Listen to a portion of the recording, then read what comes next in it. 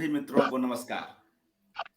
साथियों, रचनाकार द्वारा रचना पाठ स्तंभ के अंतर्गत आज हम लोग सुपरिचित कथाकार रजनी गुप्त जी को सुनेंगे।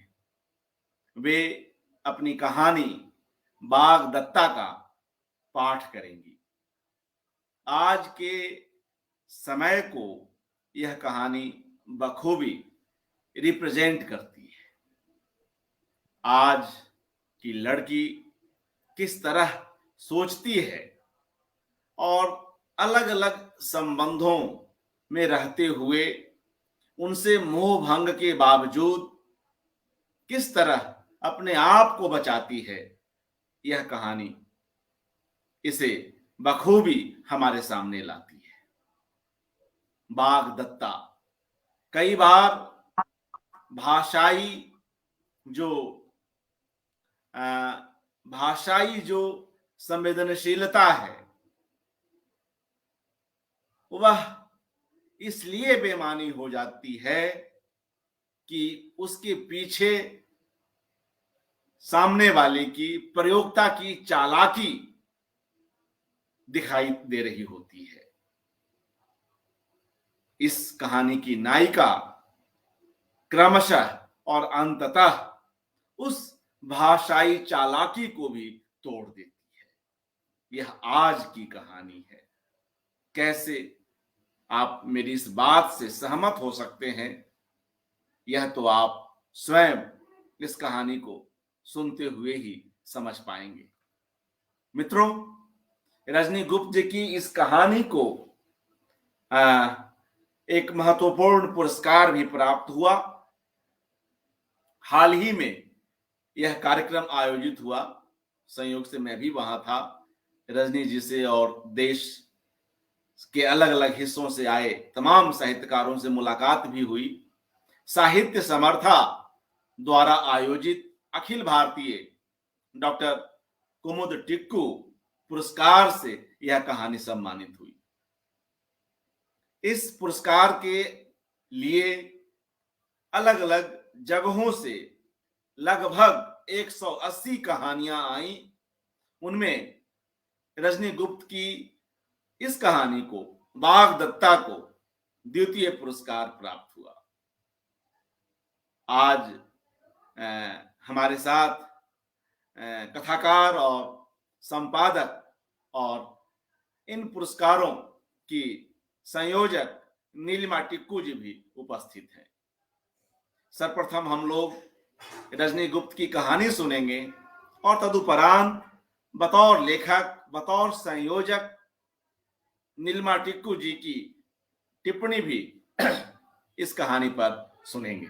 तो आइए अपने लेखकों का, अपने रचनाकारों का इस मंच पर स्वागत करते हैं। रजनी गुप्त जी, नीलिमा जी, आप दोनों का हार्दिक स्वागत, अभिवादन। धन्यवाद। अच्छा लग रहा है आज पहली बार आपके जनसुलभ पुस्तकालय के मंच पर आते हुए, और बहुत नाम सुना था और संजोग से मुलाकात आपसे जयपुर में हुई और सुखद अनुभूति है। और ये जो कहानी है ये आज के दौर की लड़कियों की कहानी है और यथार्थ पर आधारित एक सच्ची कहानी है। मैं ये कहना चाहूंगी कि मेरी कहानियां केवल कल्पना का ताना बाना पहन के बहुत ज्यादा नहीं घूमती। यथार्थ निश्चित रूप से मेरी कहानियों का आधार बिंदु होता है। तो ये जो कहानी है ये जो है, अगर मैं ये कहूँ कि ये 70% भी सच पर आधारित है तो अतिशयोक्तिपूर्ण नहीं होगा। ये कहानी यथार्थ रचना है और आज के बच्चों को मैंने खूब देखा है इन स्थितियों से गुजरने। जी, नीलिमा जी, स्वागत है, अभिवादन। बहुत बहुत अच्छा लग रहा है आप हमारे बीच हैं और मुझे भी बहुत अच्छा लग रहा है। आप इतना काम कर रहे हैं, महत्वपूर्ण, सब साहित्यकारों को और कलाकारों को जोड़े हुए हैं, इतना कुछ करते हुए, लिखते पढ़ते हुए भी। आप बहुत बहुत बधाई के पात्र हैं अर्पण जी। जी जी, बस छोटी सी कोशिश है, शुक्रिया। तो मित्रों, सर्वप्रथम हम लोग रजनी गुप्त जी से उनकी यह कहानी सुनते हैं और कहानी के पाठ के बाद नीलिमा जी की टिप्पणी लेंगे। आदरणीय रजनी गुप्त जी, स्वागत। कहानी का नाम है वागदत्ता, दिया हुआ वचन, इसे हिंदी में कह सकते हैं। ना चाहते हुए भी विगत के टूटे फूटे टुकड़े चटक के आईने की तरह उसकी सूरत को बिगाड़ने लगे। इतने सालों तक वह शीशे के टूटे टुकड़ों को जतन से जोड़ती रही, मगर हर बार अपनी टेढ़ी मेढ़ी सूरत देखकर वह पस्त पड़ जाती। हकीकत की विकृत तस्वीरें पूरी ताकत से उसके वजूद को उधेड़ने में लगी रही। पहले जिन बातों को याद करके उसके होंठ मुस्कुराने लगते थे, आज वही मीठी बातें बुरी तरह चुभने लगी। सुनो, जब हम समेट रहे होते हैं, दुनिया कितनी बेरौनक, खाली, खोखली, नीरस और बेमतलब सी लगने लगती है। हमारे बस में कुछ और है क्या? हथौड़े जैसा सवाल पूरी तिक्तता से प्रहार करता है उसके दिलो दिमाग पर, और उटपटांग सोच सोच कर जी हलकान होता रहता। सचमुच जहां नदी जैसा भराव नजर आएगा, हम उसी तरफ तो खिंचे चले जाएंगे, पर जैसे ही ठहराव होगा, यानी गड्ढे, खाइयां या चट्टानों से भरे बीहड़ रास्ते नजर आएंगे, हम वहां से कन्नी काटकर शॉर्टकट ले लेंगे। यही तो है जीवन। समय कभी जीने का सलीका सिखाता, तो कभी निर्मोही होकर हम जिंदगी से भागने लगते। जीवन ऐसे ही धचकोलों, अनचाहे मोड़ों या अचानक घटे हादसों से ही तो बड़ा होता है। वह पलटकर कहना चाहती कि कहीं वेदनाओं या यातनाओं का बोझ उठाते उठाते बीतता जा रहा उसका जीवन, और वो सुनहरा समय भी चुकता जा रहा। बुझने लगा तेजस्वी मन। तेजी से चलते कदमों की राह में इतने स्पीड ब्रेकर आते रहते कि वह बार बार गिरती, पड़ती, उठकर फिर से चल देती। सबको अपने लिए प्रेम चाहिए, पर पलटकर कोई प्रेम देना नहीं जानता। न ही देने की कला सीखने के लिए अकुलाहट बची है। ऊट-पटांग बातें सोचती स्वरा ने पूरी ताकत से अपनी वेदना को परे धकेलना चाहा, लेकिन तकलीफें किसी दुश्मन की तरह पलटवार करने से नहीं चूकती। नहीं, उसे नहीं चाहिए अब अमन का साथ। इतनी कठोरता से कैसे कैसे कुबोल बोलते हुए उसकी आत्मा जरा भी नहीं कांपी। उफ, वह जितनी बार इस रिश्ते से बाहर आने की कोशिश करती है, उतनी ही बार विगत का लंबा सायचर्य उसे गड्ढे में फेंक देता है, जिसमें पड़ी लिथड़ने की पीड़ा में डूबती उतराती रहती। आगे भविष्य को लेकर वह सकते में आ जाती। अब क्या होगा सोचकर माथे पर चिंता की लकीरें उभरने लगी। ए मेरी स्वीट स्वरा, कितनी छोटी सी तो हो तुम, बिल्कुल बच्ची की तरह मासूम। मेरी छोटी, सिर्फ छोटी कहकर बुलाऊंगा तुम्हें। ऐसे कितने मीठे संबोधनों से पुकारता था वह उसे, कितनी तरह से प्यार करके उसके गुस्से को हंसी में बदल देता था। आज वही अमन इतनी बेरहमी से चिल्लाते हुए कह देता है, तो तुम चाहती क्या हो कि मैं अपने दोस्तों के साथ एंजॉय ना करूं? कैसी हो तुम? तुमसे मेरा सुख तक नहीं देखा जा रहा। कितना गलत समझता है ये स्वरा को। ये वही स्वरा है जिसने अमन के करियर की खातिर क्या क्या नहीं किया, और आज वही अमन उसे अकेला छोड़कर अपने दोस्तों के साथ कश्मीर निकल गया। जाते समय एक बार भी यह सोचना तक गवारा नहीं कि पिछले 7 महीने से स्वरा उसके टर्म पेपर खत्म होने के इंतजार में वक्त काट रही थी, लगभग गिरते हुए। किस कदर उसे धक्का बताकर वह चलता बना। तो क्या यह मान लिया जाए कि उसके जीवन के केंद्र में स्वरा कभी थी ही नहीं? तो क्या वह हमेशा से अपने तरीके से अपनी जिंदगी जीने के लिए मनमाफिक आजादी चाहता था? शायद हाँ, शायद कुछ और। संपूर्ण सच आखिर है क्या? क्या हो सकता है? जानने के लिए स्वरा ने खूब कोशिशें की, मगर हर बार यह रिश्ता उसे थका डालता। हर बार अपनी तरफ से बेस्ट देने की कोशिशों के बावजूद उसके हिस्से में कभी हंसी खुशी के 2 पल तक नहीं आए। तो एक कैसी जिंदगी जीने के लिए अभिशप्त है वह? आखिर क्यों ढूंढ रही है वह इस आधे अधूरे रिश्ते को? तो क्या वह किसी ऐसी खंडित प्रतिमा पर सालों से फूल चढ़ा रही थी जहां उसकी इच्छा या अभीप्सा कभी सुनी ही नहीं जाएगी? अमन के साथ पिछले 3 सालों से जी रही अपने रिश्तों को वह किन शब्दों में डिफाइन करे? असली बात है क्या? वह है क्या उसका दोस्त, बॉयफ्रेंड, मंगेतर? क्या लगती है वह उसकी? आखिर ऐसा क्या कर डाले कि यह रिश्ता कभी टूटने ना पाए? तो क्या रिश्ता संभालने की सारी जिम्मेदारी सिर्फ उसी की? उस दिन कितनी कठोरता से पूछ रहा था, मेरे से ब्रेकअप के बाद हुई थी ना तुम्हारे नमन से दोस्ती, बोलो ना, कितने साल चली, क्यों टूटी, साफ साफ बताती क्यों नहीं? जैसे पुराने सूखते घाव की पपड़ियों को बेरहमी से नाखूनों से कुरेचा जा रहा हो। क्या मतलब? सालों पुरानी दोस्ती का राग तुम फिर से छेड़ने लगे, अलापने लगे, जबकि मैं तो उस चैप्टर को कब का खत्म कर चुकी। अमन, तुम्हें मैं उस रिश्ते से जुड़ी एक एक बात बताती खोल कर, बावजूद इसके फिर से उन्हीं बातों को अभी तक ढो रहे हो तुम। आखिर कब तक सफाई देती रहूं? ऐसे इल्जाम लगाने की तुक क्या है? मैंने तो कभी तुमसे तुम्हारे दोस्तों के बारे में नहीं पूछा, कोई डिटेल्स नहीं मांगे, बोलो। I can't tolerate. ना चाहते हुए भी आक्रोश से भरी स्वरा की आवाज ऊंची होती गई। सचमुच अमन के हिस्से का पूरा सच तो वह सुनना या जानना ही नहीं चाहती, जबकि वह आए दिन किसी ना किसी वजह से किसी ना किसी बात पर उसे सफाई मांगता रहता। कोई भी रिश्ता एक के बूते कभी नहीं चलता, चल ही नहीं सकता।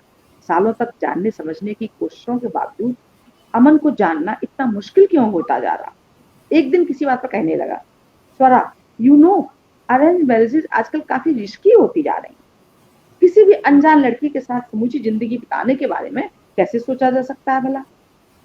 उसे गुस्सा आ गया। तो क्या सिर्फ इसीलिए तुमने मुझसे शादी करने का मन बनाया? पलटवार करने से नहीं चूक हुआ, और नहीं तो क्या?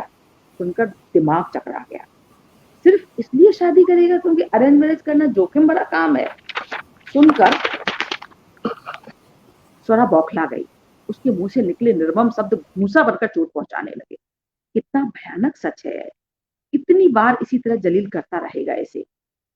ये मेरे कैरियर, जॉब, शानदार परिवार या मेरी पर्सनालिटी से इसे कुछ भी लेना देना नहीं है। तब से वह इसी बात को कई कौड़ों से मंथन कर रही है, बेचैन है, उमस भरे बादलों की तरह, पसीने से तरबतर। हमारी दोस्ती हमारी दोस्त नमिसा नमिसा के साथ भी तो ऐसे ही हुआ था। जब अपने विभाग में काम कर रहे 5 साल पुराने दोस्त से शादी करके कितना बड़ा धोखा खाया था उसने। अपना सब कुछ दांव पर लगाकर नमिसा ने जिस नकुल से शादी की थी, वह रातों रात इतना कैसे बदल सकता है कि उससे शादी करने के बावजूद किसी और के साथ रहने चला गया।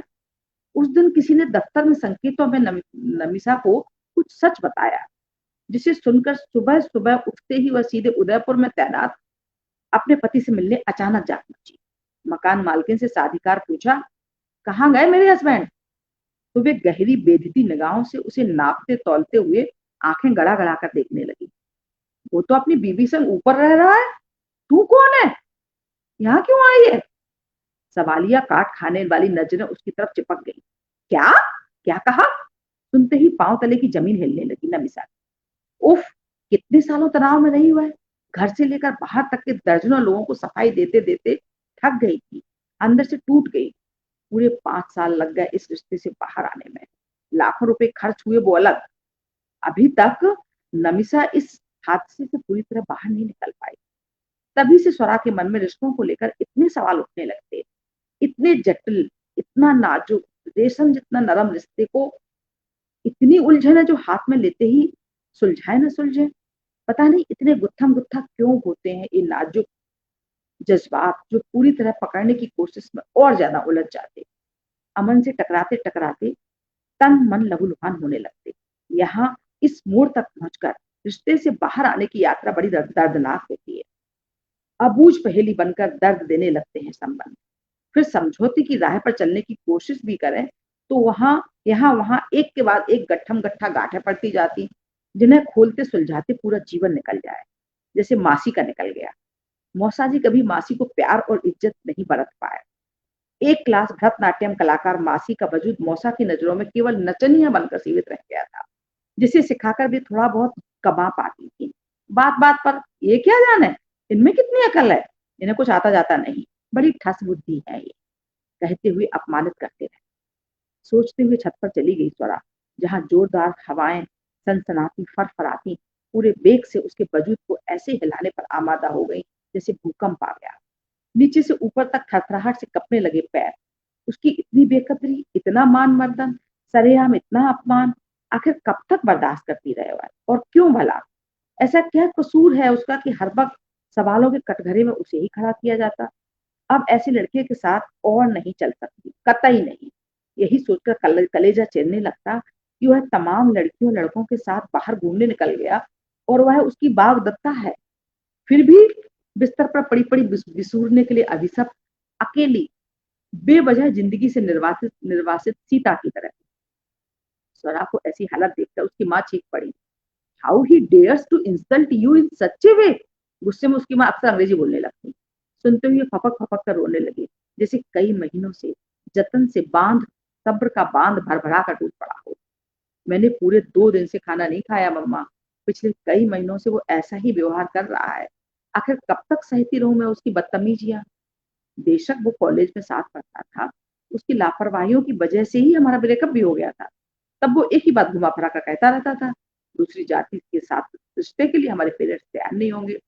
यही सुनते सुनते कान पक गए थे मेरे, तो हमने किनारा कर लिया। अचानक पिछले साल वो एयरपोर्ट पर टकरा गया और एक पीछे छूट गई कहानी फिर दोबारा से शुरू हो गई। मम्मा, वो तो अक्सर मुझसे पीछे छूटी दुनिया की सफाई ही मांगता रहता, जबकि पिछला सब कुछ कब का खत्म कर चुकी मैं। रुआसी आवाज उसके गले से बमुश्किल निकल पाई। अधूरी छुट्टी कहानी का पूरा सिरा माँ को पकड़ाने से उसने खुद को साया से रोक लिया कि फिर उसके बाद से शुरू सिलसिला आज तक बदस्तूर किस तरह चलता रहा, कि वह धीरे धीरे फिर से अमन के रंग में रंगती गई, उसकी मीठी और झूठी बातों को आंख मूंद कर सच मानती रही। तभी अंदर से एक और आवाज आई, नहीं, ये पूरा सच नहीं।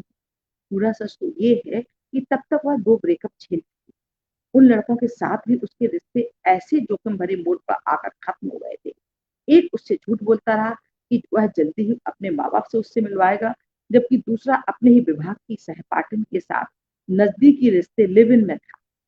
ऐसे ब्रेकअप उसकी जिंदगी में तमाम सबक सिखा गए। जब एक दिन उसने ऐन मौके पर उसकी बेइज्जती कर डाली, हाँ, पीता हूँ रोज पानी की तरह, और आगे भी इसी तरह दारू पीऊंगा। तुम होती कौन हो मुझे रोकने वाली। दारू से हलक तर करते हुए अचानक उसने आदब कर आईने पर इतनी जोर से घूंसा मारा कि उसकी खूनम खून हथेली देखकर वह डर व आतंक से घबरा गई। अपमान का घूंट पीकर उसने चुपचाप उसके नंबर को ब्लॉक कर दिया और एक दूसरे से कहे सुने बिना ही वे संबंध अपने आप खत्म हो गए। क्योंकि अमन के से कॉलेज के जमाने से पुरानी दोस्ती थी, तो 2-2 बार ब्रेकअप झेलने के बावजूद अचानक अमन से दोबारा टकराना टकराना ऐसा लगा कि बुझा हुआ मन फिर से जिंदा हो उठा।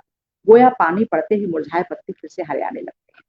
ये महज इत्तेफाक था कि तब तक अमन भी अकेला था, तो उनकी दोस्ती की कौपलें फिर से हरी भरी हो उठी। बेशक इस बीच अमन की दोस्ती तमाम लड़कियों से हुई, मगर पता नहीं क्यों वे जीवन पर्यंत निभाने वाले रिश्ते में नहीं बदल पाई। अमन के साथ गुजारे विगत के मीठे पल रंगीन पन्नी की तरह हवा में फड़फड़ाकर आंखों के सामने झूमते हुए नमूदार होने लगते। जब भी कॉलेज में टीनेजर्स वाले दौर में 20-21 साल की उम्र को भरपूर जीने का लुत्फ उठा रहे। रिश्तों के रेशमी गुच्छे स्वरा की पकड़ में आकर आसानी से सुलझते ही नहीं। कभी लगता, क्या ये वही अमन है जो कॉलेज में साथ साथ जाने से लेके, लाइब्रेरी में किताबें जारी कराने से लेके, दर्जनों छोटे छोटे काम दौड़ दौड़ कर करवाते कभी नहीं थकता। आज अमन के बदलते रवैयों को देखकर स्वरा सोच में पड़ गई। ना, ये वो पुराना वाला अमन नहीं है, कतई नहीं। बल्कि ये तो आज का अवसरवादी, चालाक और शातिर दिमाग का नजर आता है, जिसके लिए जिंदगी का मकसद सिर्फ मौज मस्ती, जैसे कोई खेल का मैदान हो जहां खड़े होकर सिर्फ रन बनाकर हर हाल में जीत कर ताली पीटती लड़कियों को इम्प्रेस करना या उनके साथ मौज मस्ती करना हो। कुछ लड़कियों के साथ तस्वीरें भी वो सोशल मीडिया पर डालता। ब्रेकअप के बाद पसरे खालीपन को अमन ने कैसे भरा, स्वरा नहीं जानती, मगर दोबारा पनपे उनके रिश्ते अभी तक सहज क्यों नहीं हो पा रहा है, वह देर तक सोचती रही। ब्रेकअप के बाद फिर से जोड़े इस रिश्ते में कई बार ऐसे लम्हे भी आए जब उसे अमन अजनबी लगता। जब कभी वह उससे अपने करियर से जुड़ी बातें शेयर करती तो अनमनेपन से सुनता, लेकिन जब कभी वह अपने कलीग के बारे में बताता तो वह पूरे मन से सुनती। अरसे बाद दोनों कार में कहीं जा रहे थे, तो उसकी कार में सिगरेट की टोटियां नजर आई।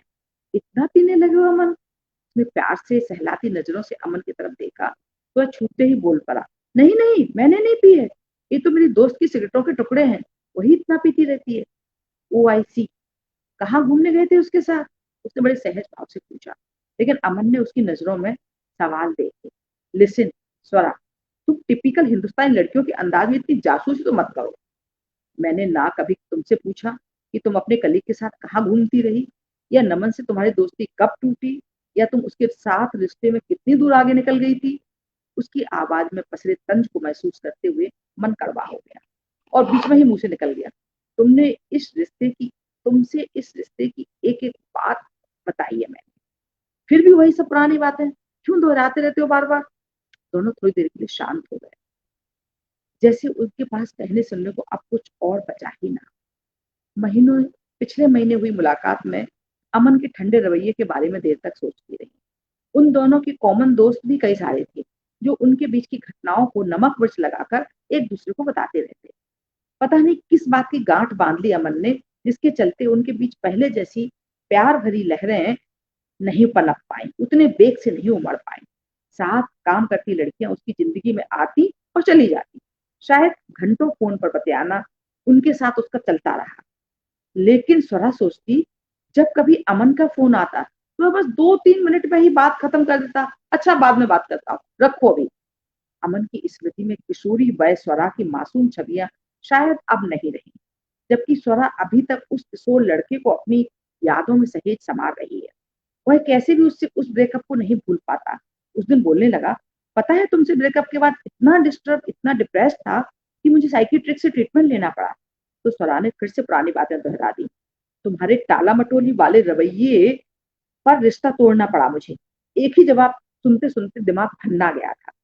याद करो क्या कहा था तुमने, अपने घर पर अदर कास्ट में शादी कर की बात कहने की हिम्मत नहीं जुटा रहा।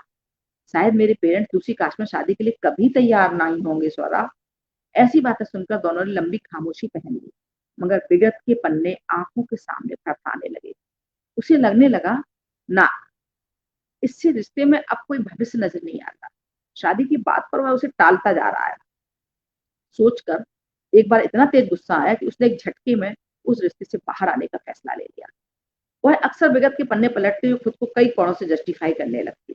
अनसुलझे सवाल थे कि एक दूसरे में लिपटे चिपटे सांपों की तरह फुफकारने लगते, डराने डसाने लगते, कभी डसने को तैयार तो कहीं कभी महज फुफकार कर रूही को कपा देते।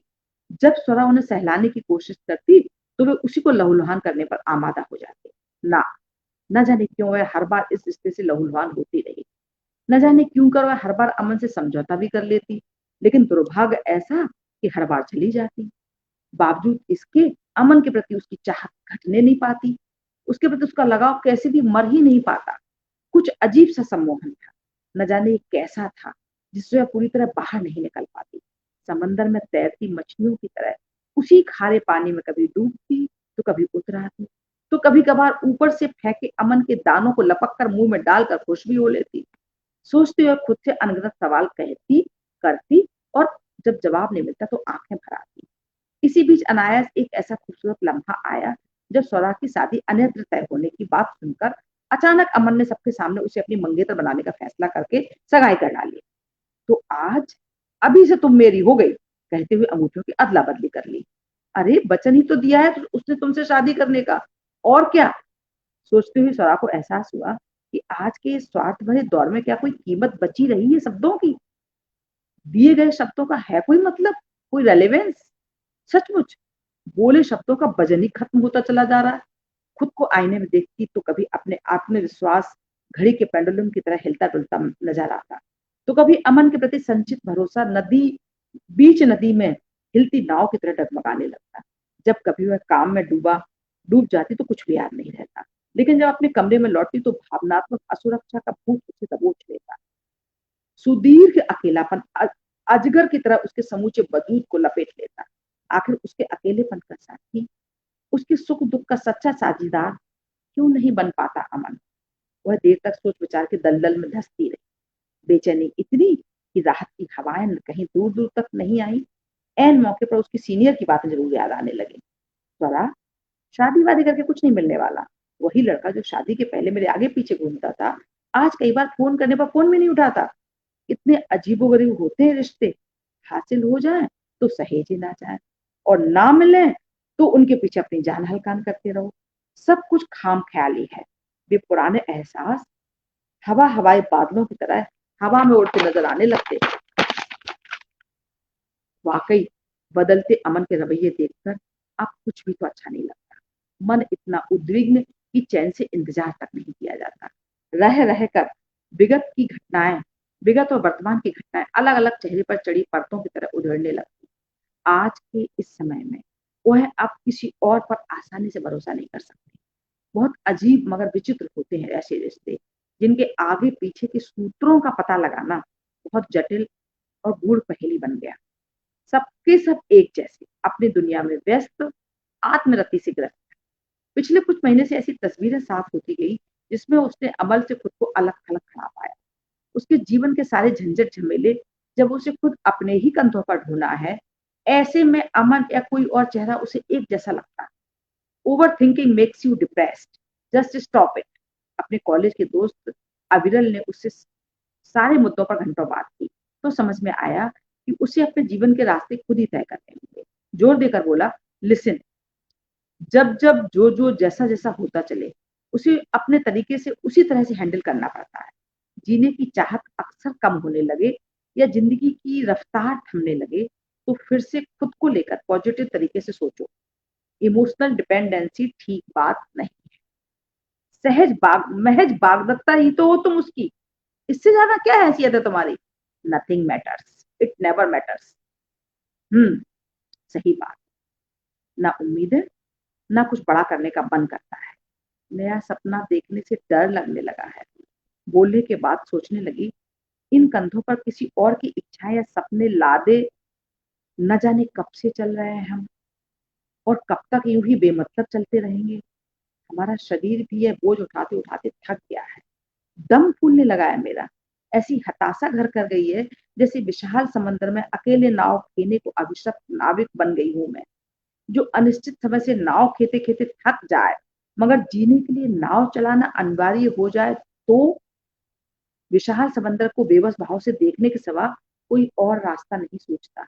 निरभ्र नीला आसमान, अछोर समंदर की लहरें पर लहरें और किनारे की उम्मीद में इकलौता नाविक जो किसी भी समय अपनी जीवन यात्रा को खत्म करने की ठान ले और सामने मौत देखकर बौखला जाए। सोचो मत ज्यादा, ऐन मौके पर चमत्कार भी घटते हैं स्वरा। ऐसी हताश सा मत पालो। उसके दोस्त ने फिर से समझाया, हम सब तुम्हारे साथ हैं, खुद को कभी अकेला मत समझो। कहते हुए उसने उसकी हथेली पर अपने हाथ का दबाव बनाया। चुपचाप सिर उठाकर उसकी तरफ देखते हुए सोचने लगी, हाँ, ऐन मौके पर चमत्कार हो सकते हैं। आशा भरी आंखों से अब आसपास का रेतीलापन चुभने लगा है। अंकुरित कोपलों की जगह बीहड़ उजाड़ सूनापन नजर आ रहा है। वह खुद पूछने लगी, खुद से, क्यों कर हम जीवन का अधिकांश हिस्सा दूसरों के नाम करते चले जाते हैं और फिर एक दिन ऐसा भी आ धमकता है जब हमारा मन अचानक से सब समेटने लगता है। जिनके सहचर्य में हम सांसें लेते हुए हुलसते थे कभी, किसी रोज अचानक से फरमान सुना दिया जाए कि ना, अब यहाँ कुछ नहीं मिलने वाला, लौट आओ, तो विवश भाव से कदम वापस मोड़ने लगते। भीतर से सब कुछ धीरे धीरे खाली होता देख रही है वह। तेज भागते समय में हम तो बस रीतते जीवन के सूखे पड़े चेहरों की बेरौनक हरकतें ही देख पाते हैं। सचमुच नहीं चाहिए हमें भावनात्मक पराधीनता, कतई नहीं। हवाएं आज भी वही हैं, सूरज आज भी अपनी तीखी पीली किरणों से हमें छूकर तपाने लगता है। धरती की हरितमा भी जस की तस है। ये आसपास की भव्य इमारतें अपनी जगर मगर करती रोशनियों को समेटे चुपचाप सालों से खड़ी हैं, ऊँगती, अध नींद में जागती, चलते फिरते पदचापों की आहटें सुनती, सड़कों पर आवाजाही से जीने की गति मिलती है। मगर वह क्यों अटकी है अपने अतीत में अब तक? समय जैसे उसके मन के तापमान का आकलन करते हुए अट्टहास करने लगा। लो, समेट लो अपने माया जाल को। इस छद्म दुनिया की हकीकत समझ लो, बूझ लो। दुनियादारी की नई पुरानी झूठी इबारतों को गढ़ते और पढ़ते हुए न जाने कितने लोग चले जाते हैं। सवालों से घिरी हुई खुद को समेटती सिकोड़ती आगे कदम बढ़ाती रही। हेलो, हेलो, स्वरा, लिसन, हेलो, तुमसे मिलने आ रहा हूँ आज और इसी वक्त। तुम घर पर तो हो ना? ए स्वरा, मैं आ रहा हूँ। हेलो, हेलो, आवाज नहीं आ रही। तुम बोलती क्यों नहीं? मैं वहां आकर यूं चुटकियों में तुम्हारी सारी नाराजगी दूर कर दूंगा। ये इतनी चुप क्यों हो? कुछ बोल क्यों नहीं रही? मेरी जान निकली जा रही है। Hello, hello, Swara, just remember, you are my fiancee, मेरी छोटू सी स्वरा, मेरी बाग दत्ता। फोन पर बोले अमन के शब्द इतने धूमिल हो चुके थे जो रेत भरी ककड़ीली आंधी में उड़कर उसकी आंखों में चुभने लगे। पूरे शब्द थे कि हवा में उड़ते कागज की चिंदियों की तरह बेवजह गोल गोल उड़ रहे थे। आधे अधूरे शब्द थे कि खंडित प्रतिमा की तरह पूजने लायक नहीं थे।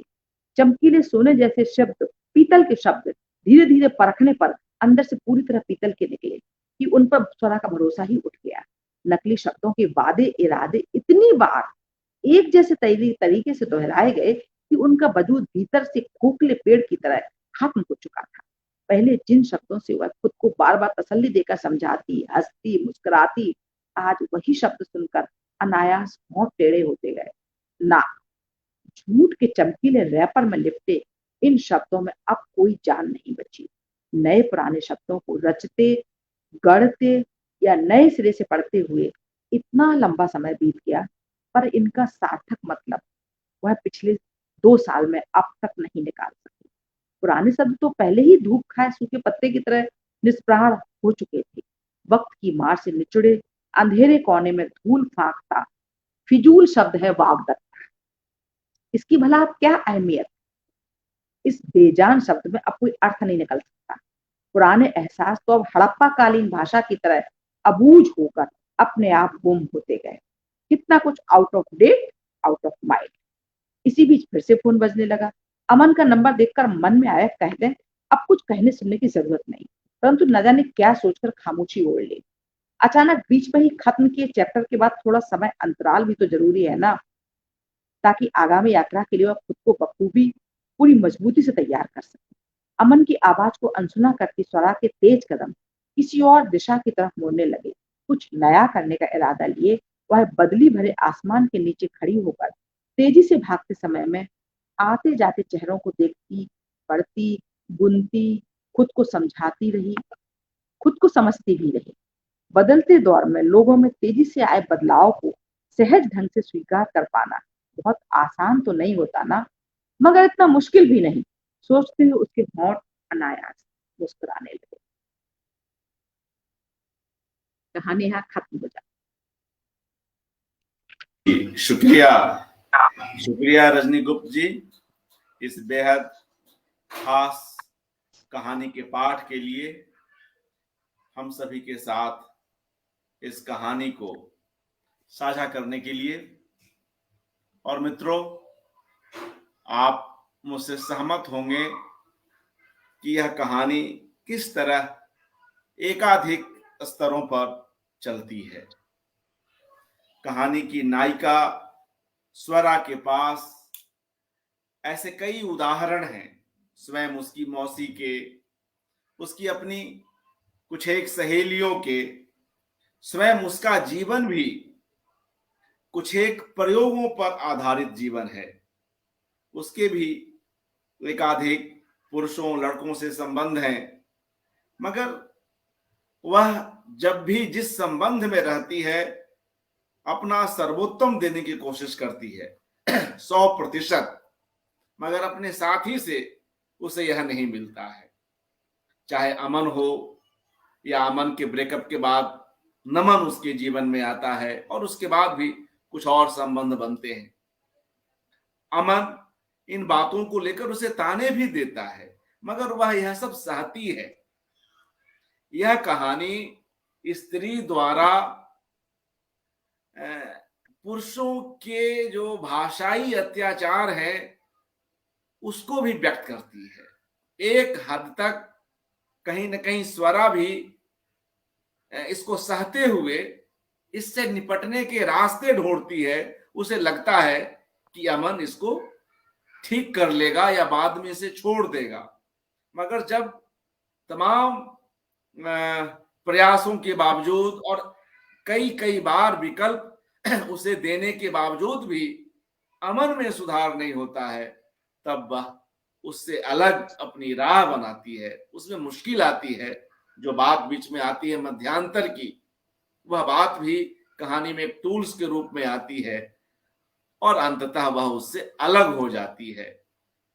तो यह एक ऐसी कहानी, एक दो बातें और कहूंगा और इसके बाद सीधे हम नीलिमा टिक्कू जी की ओर चलेंगे। अपनी ओर से एक दो बातें और। मित्रों, यहाँ पर एकाधिक बार टूटती हुई प्रतिमाओं की चर्चा हुई है। उन टूटती हुई प्रतिमाओं पर पुष्प अर्पित नहीं किए जा सकते, और ये सभी जो पुरुष चरित्र हैं ये टूटती हुई प्रतिमाएं ही हैं। ये कहीं ना कहीं खंडित व्यक्तित्व की ओर कहानीकार हमारा ध्यान ले जाना चाहती हैं। और यहीं पर मोहन राकेश का बेहद चर्चित, बेहद प्रसिद्ध नाटक आधे अधूरे की भी याद हो आती है, जहां भी पुरुष के चरित्रों में ऐसी समस्याएं हैं। और स्वरा जो आज की लड़की है, यह सब सहती हुई भी, बीच बीच में कमजोर होते हुए भी अंततः अपने आप को बचा लेती है। यहाँ पर एक जगह ओवर थिंकिंग की भी बात आती है। ये जो समस्याएं हैं आजकल, ये सब जो आजकल जो जिस तरह जो मनोवैज्ञानिक समस्याएं हैं संबंधों में, टूटन के बाद उपजी हुई समस्याएं, यह कहानी बीच बीच में उनको भी उठाती है।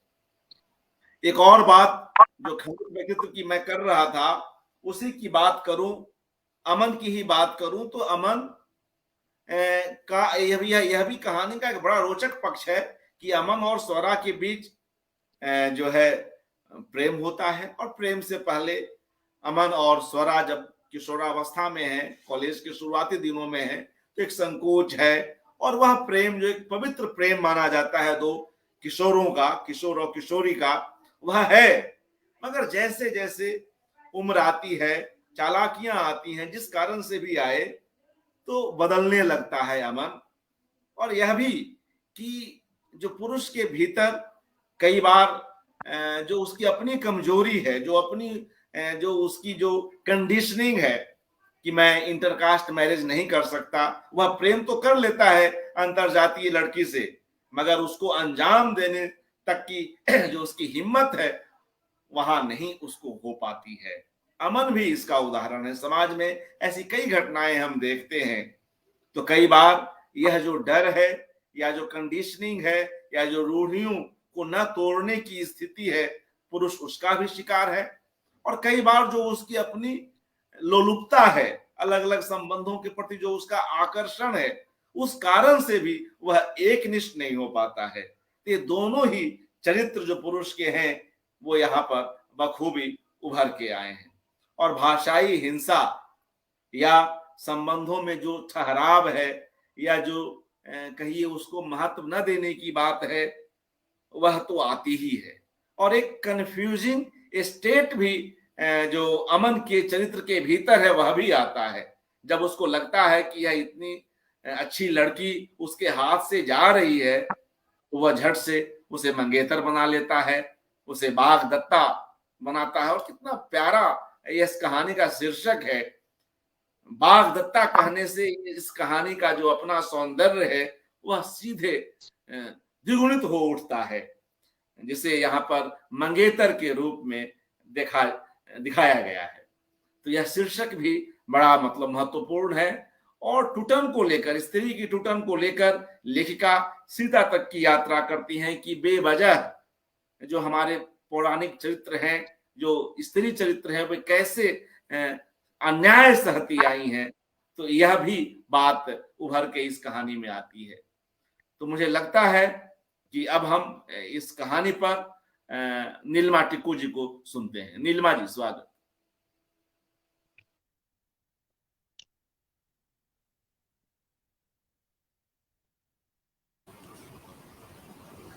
अर्पण जी, वैसे तो आपने बहुत कुछ बोल दिया इस कहानी पर, और रजनीश जी की बहुत शानदार कहानी है। और जब इसे पहली बार पढ़ा था तो इसके शब्द विन्यास मुझे इतने गठे हुए लगा। इसमें मुझे कोई भी वाक्य ऐसा नहीं लगा जो कि जबरदस्ती डाला गया हो।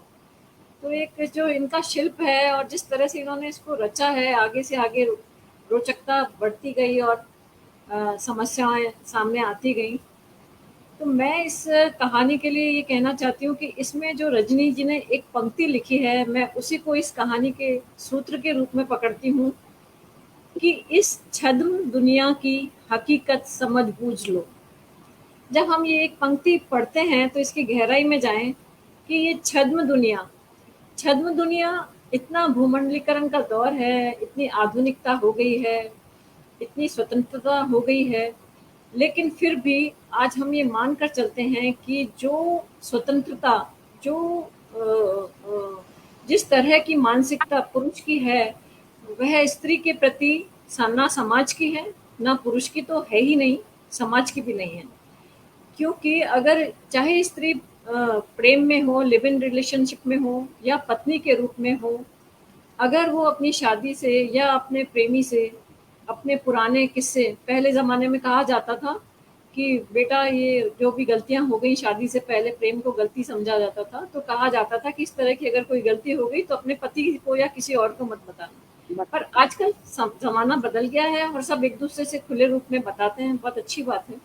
लेकिन अफसोस की बात है कि पुरुष चाहे कितने भी अपना प्रेमी के रूप में कितनी भी लड़कियां बदल ले या शादी के बाद भी कितने भी अफेयर कर ले, लेकिन अगर उसे पता पड़े कि मेरी प्रेमिका के अफेयर हैं या रहे हैं, चाहे मुझे पता भी होता है तो भी वो बाद में, जैसे रजनी जी ने बताया कि इसमें ताने देने से नहीं चूकता है, वो उसको नीचा करने के लिए, चाहे खुद वो इतनी लड़कियों के साथ रहा, लेकिन जब अपनी प्रेमिका के पुराने प्रेमियों के बारे में बात करता है तो उसका रूप वो बर्दाश्त नहीं कर पाता।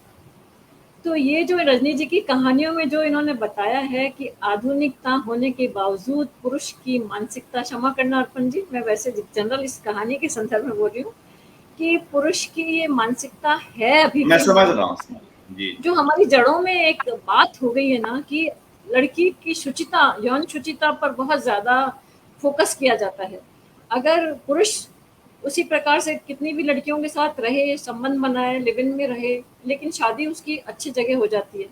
पर यहीं अगर हम लड़कियों की बात करें तो वो अगर इस तरह के संबंध, जैसे इसमें बताया कि 2, 3, 4 संबंध बनाती हैं, वो उनकी मजबूरी होती है या जिस तरह भी हम समझ लें आज के युग में, तो वो फिर उस लड़की को बहुत टूटन का सामना करना पड़ता है। क्योंकि एक अफेयर में ही अगर इंसान टूट जाता है तो भी हम आजकल पढ़ते हैं अखबारों में या और जनरली हम देखते हैं कि कितना उसका परिणाम बहुत घातक होते हैं। हालांकि रजनी जी ने इस कहानी में बहुत अच्छा अंत दिया है कि भाई ऐसे रिश्तों के जो भयावह परिणाम होते हैं और उनको आगाह किया है एक तरह से कि टूटन में मुस्कुराने की सलाह दी है, पर अक्सर ये हो नहीं पाता है। और इसके पीछे मुझे ये लगता है कि जो हमारी मानसिकता है वो बिल्कुल नहीं बदली है। हमारे समाज की, हमारे घर की, हमारे पुरुषों की मानसिकता को बदलने की इस कहानी में बहुत ज़्यादा ज़रूरत है। ये जो एक चीज़ है ना कि लड़की की यौन शुचिता होनी चाहिए और लड़के का कुछ नहीं, वो मानसिकता एक बदलनी होगी, क्योंकि वो बदलती नहीं है। मैंने अक्सर देखा है कि जैसे आपने इसमें भी कई उदाहरण दिए हैं रजनी जी, तो वो मानसिकता हमारी बदलती नहीं है। पुरुषों को लगता है या प्रेमियों को लगता है, लिव इन में रहने वालों को, कि इस लड़की का एक अफेयर टूटा है, अब इसको रोने के लिए हमारा कंधा चाहिए, सहारे के लिए हमारा कंधा चाहिए, तो वो ग्रांटेड और टेकन लेता, मतलब वो लेता है कि ठीक है अब ये कहाँ जाएगी।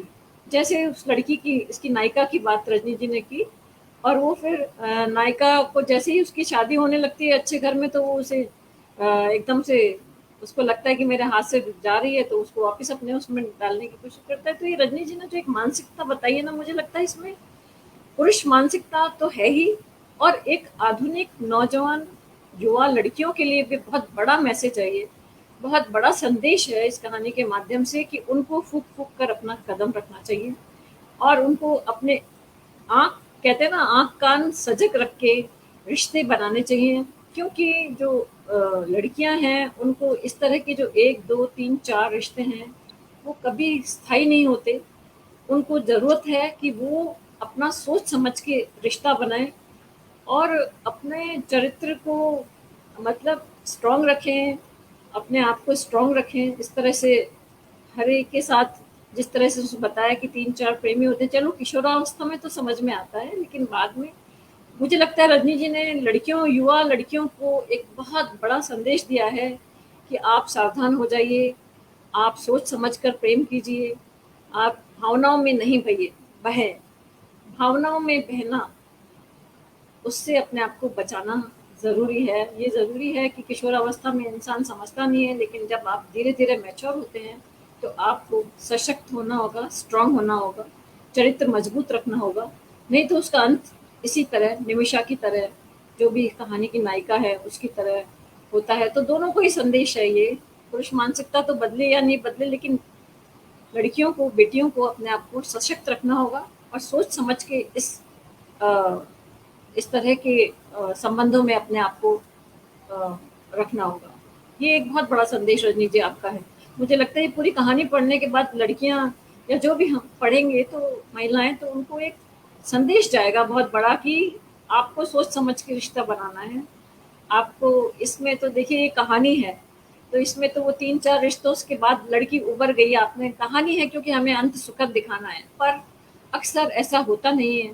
समाज में अभी इतना वो नहीं हुआ है और ना ही आगे लड़कियों के लिए उचित रहता है। तो सोच समझ के रिश्ते बनाएं, सशक्त बने लड़कियां, अपने पैरों पे खड़े हों, सोच समझ के अच्छा रिश्ता बनाएं। मुझे ये लगता है, मुझे इस कहानी में ये लगता है कि आपने बहुत अच्छा संदेश दिया है रजनी जी। और ये कहानी मुझे इसीलिए बहुत अच्छी लगी कि जहाँ ये एक तरफ दम्भी पुरुष मानसिकता और हमारी सामाजिक सोच को बताती है, वहीं एक लड़कियों के लिए, युवा पीढ़ी के लिए बहुत अच्छा मैसेज आपने दिया है।